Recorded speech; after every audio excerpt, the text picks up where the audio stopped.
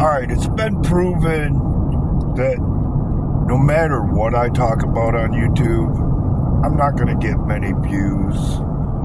It's happened in shorts a time or two where the numbers have been okay, and a couple on the main channel here. But for the most part, my videos are never going to go anywhere. So I can talk about whatever I want.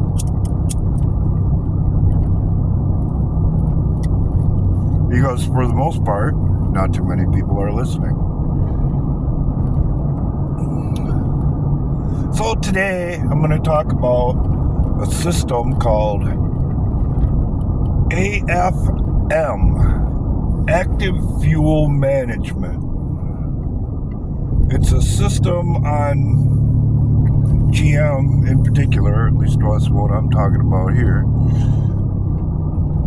where oil is supplied or cut off to the lifter to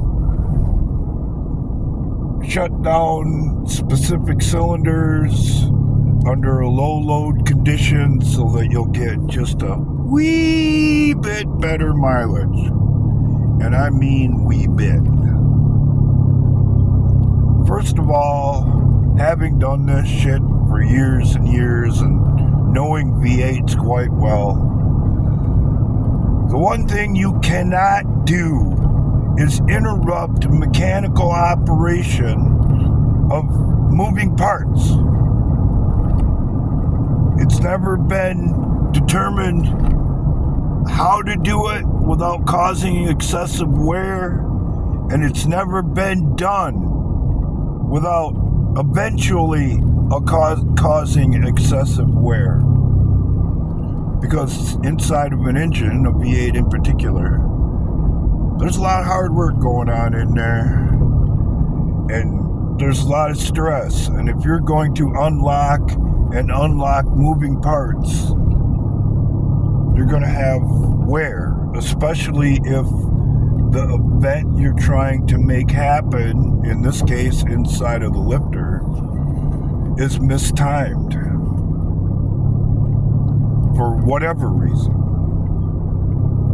So number one, it's a bad idea in theory and principle.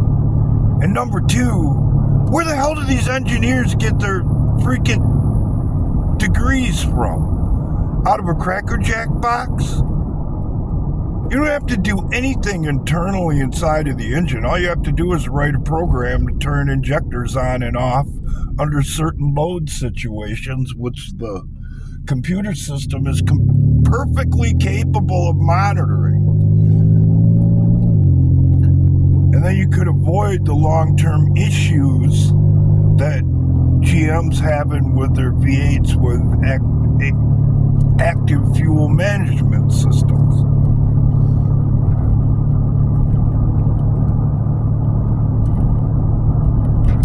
I guess it comes down to how they build cars these days.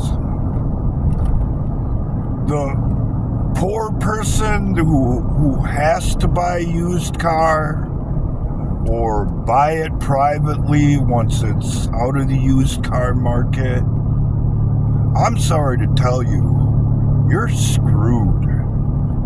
It might run when you get it. You might be willing to spend a little money on it or what have you. But there are so many systems in place that their life is limited. And from what I'm seeing, if it's made it 20 years on the open road, its life is over. It's not designed to make it any further than that. And 20 years of even moderate driving, that might put you somewhere between 150 and 200,000.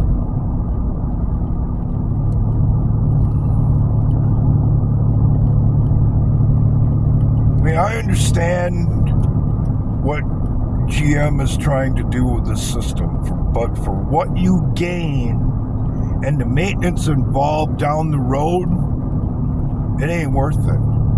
If you really want to put your engineers to work on a worthwhile task, eliminate camshafts.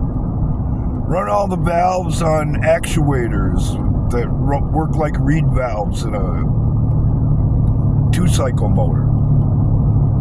You could cut down half of the friction and a lot of heat, not to mention gain horsepower by eliminating the mechanical valve train system, which could very easily be done electronically.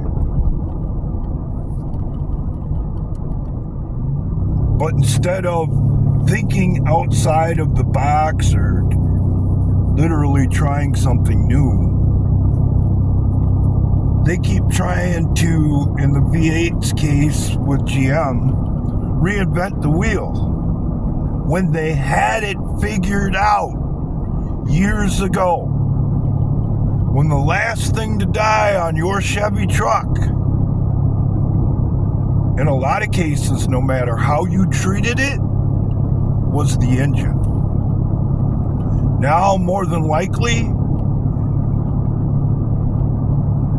it's the engine that's going to take it off the road, because the clientele of the people who have to deal in vehicles like that can't afford to make the repair required to bring the engine back.